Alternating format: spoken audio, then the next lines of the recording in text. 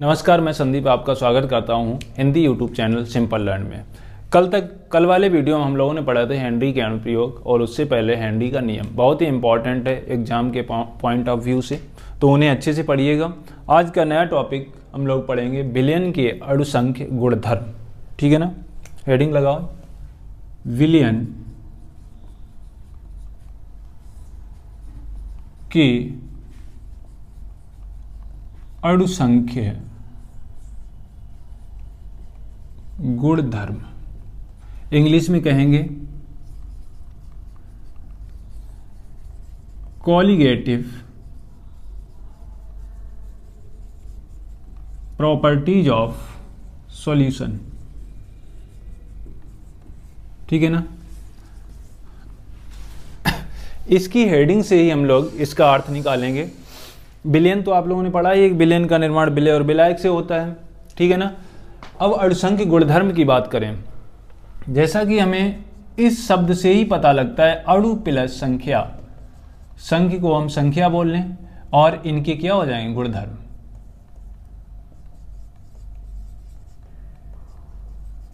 कहने का तात्पर्य यह है कि जो विलयन है, विलयन के अंदर जो विलय उपस्थित है, अब विलय के कितने अणुओं की संख्या उसमें है, उनकी संख्या पर निर्भर करता है। ठीक है ना, इनकी प्रकृति पर निर्भर नहीं करता है। ये कोई मैटर नहीं रखता है कि विलय एसिड है, बेस है, ठीक, या न्यूट्रल है, इसका कोई मैटर नहीं है यहाँ पे सिर्फ मैटर क्या है कि विलयन के अंदर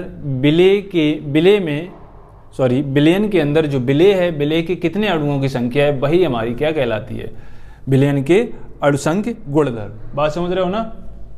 तो इसकी परिभाषा लिख लीजिएगा। विलयन में उपस्थित, परिभाषा क्या बनेगी, विलयन में उपस्थित, विलयन में उपस्थित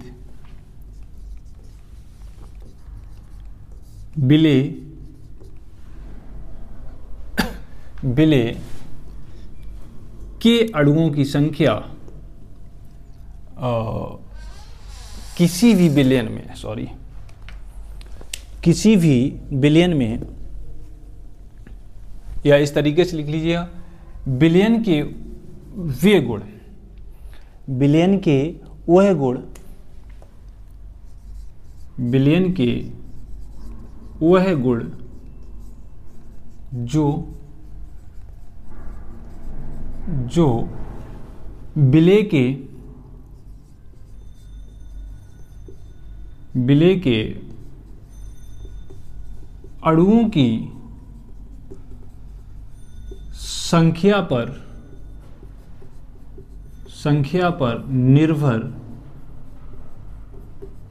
करते हैं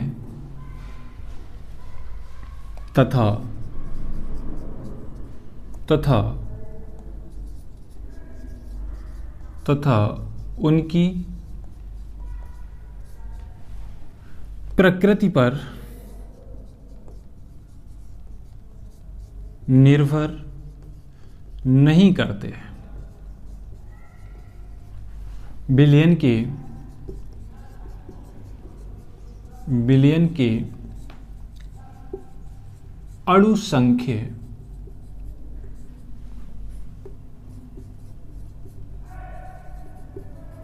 गुणधर्म कहलाते हैं।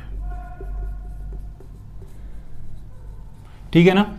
जो विलयन के वह गुण जो विलय के अणुओं की संख्या पर निर्भर करते हैं, क्या कहलाते हैं, विलयन के अणुसंख्य गुणधर्म कहलाते हैं। ये मैटर कतई नहीं करता है, कोई मतलब नहीं है कि जो विलय है वो किस प्रकार का, उसकी प्रकृति क्या है, उसकी नेचर क्या है। सिर्फ हमें मतलब इसमें किसका रहना चाहिए, विलय के अणुओं की, कितने अणु इसमें घुले हुए। ठीक है ना। तो ये कहलाते हैं आपके विलय के अणुसंख्य गुणधर्म।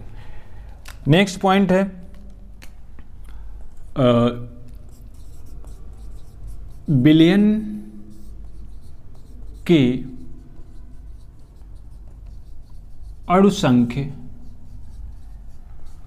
गुणधर्म के प्रकार, गुण धर्म के प्रकार। ठीक है ना। कि विलयन के जो गुणधर्म है ये कितने प्रकार के होते हैं। तो ये आपके कितने 4 प्रकार के होते हैं, ठीक है ना। कितने प्रकार के? 4 प्रकार के। फर्स्ट है इसमें आपका फर्स्ट पॉइंट है बाष्प दाब का अवनमन। सेकेंड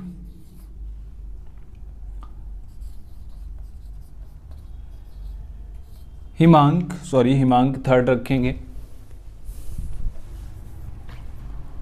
क्वथनांक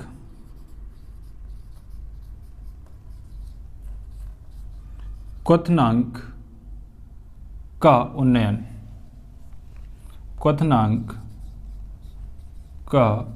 उन्नयन। तीसरा है हिमांक का अवनमन। चौथा है परासरण दाब, ठीक है ना।